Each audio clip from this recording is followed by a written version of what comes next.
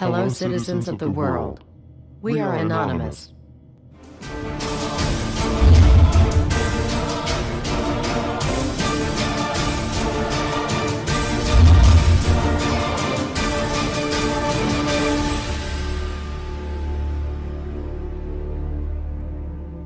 Dear brothers and sisters, now is the time to open your eyes.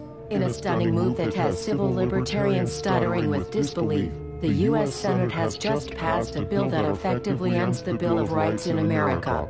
The National Defense Authorization Act is being called the most traitorous act ever witnessed in the Senate, and the language of the bill is cleverly designed to make you think it doesn't apply to Americans. But toward the end of the bill, it essentially says it can apply to Americans if we want it to.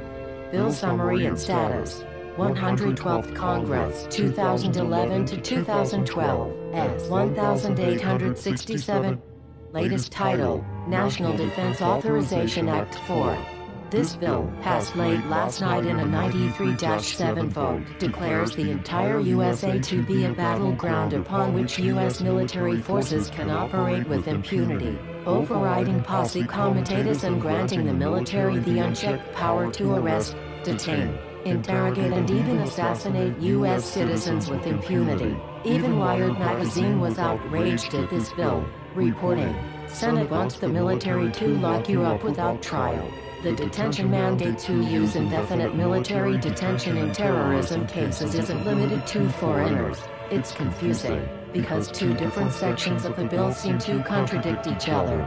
But in the judgment of the University of Texas Robert Chesney, a nonpartisan authority on military detention, U.S. citizens are included in the grant of detention authority. The passage of this law is nothing less than an outright declaration of war against the American people by the military-connected power elite.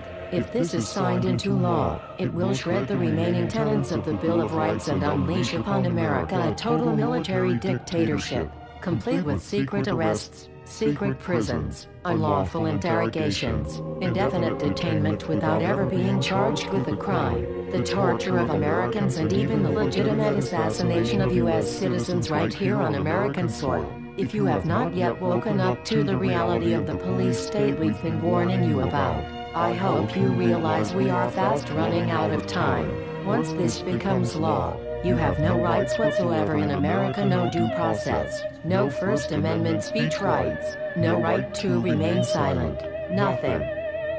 The U.S. Senate does not want us to speak. I suspect even now orders are being shouted into telephones and men with guns will soon be on their way. Why? Because while the truncheon may be used in lieu of conversation, words will always retain their power. Words offer the means to meaning and for those who will listen, the enunciation of truth. And the truth is, there is something terribly wrong with this country, isn't there?